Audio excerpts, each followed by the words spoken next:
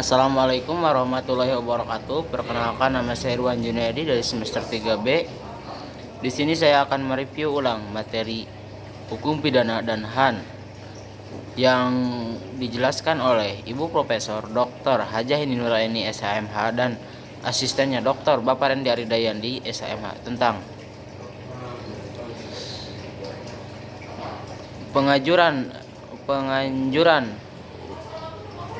interlocking, yaitu orang yang menggerakkan orang lain untuk melakukan suatu TP dengan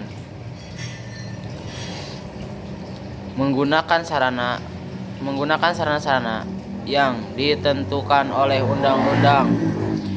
Jika antara pengajuran dengan menyuruh melakukan hampir sama, yaitu adanya usaha untuk menggerakkan orang lain sebagai pelaku material materialis. Perbedaan adalah: 1. Dalam penganjuran sarana, yaitu diatur dalam pasal 55 ayat 1 sub kedua, yaitu diatur secara limitif terbatas dalam pembujukan. Orang yang membujuk disebut instrumentis, ya, dan yang dibujuk get author materials. 3. Pelaku material author materialis dapat diminati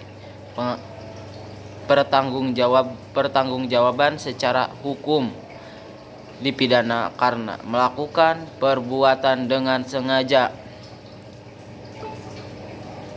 dalam penyuruhan melakukan deon flagen, yaitu untuk menggerakkan tidak ditentukan terbatas, tidak limitatif. Kedua, dalam menyuruh melakukan. Orang yang menyuruh disebut menus dimina sebagai orang yang disuruh dalam menus dimina. 3. Pembuatan material matis tidak dapat dipertanggungjawabkan secara hukum, tidak dapat dipidana karena tidak mempunyai kehendak. Syarat-syarat pemidanaan bagi pengunjur.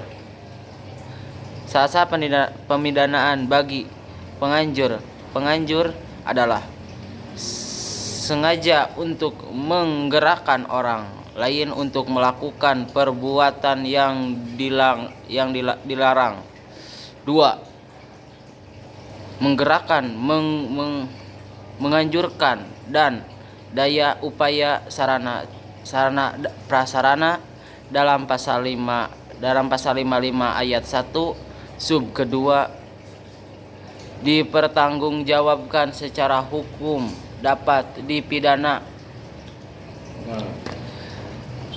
Maksud dari pasal 55 ayat 1 sub kedua adalah: 1. Untuk kepastian hukum. 2. Bentuk pedoman bagi hukum dalam pembuktian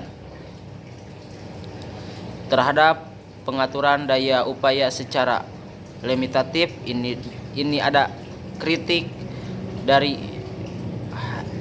Hajem Kial Seringga yang mengatakan jika daya upaya tidak dibatasi, maka orang yang cerdik pandai dapat memakai daya upaya lain di luar KUHP atau di luar oleh pasal 55 ayat 1 sub kedua. Misalnya, ratapan, tangisan, cerita berhasil dan lain-lain. Adapun daya upaya yang berupa paksaan, ancaman, atau penyesatan dapat dimasukkan ke dalam bentuk penyuruhan, juga menggerakkan dasar ukur adanya apabila dorongan, paksaan, ancaman sangat kuat, maka itu adalah penyuruhan. Tetapi apabila tidak begitu kuat, maka masuk dalam penggerakan.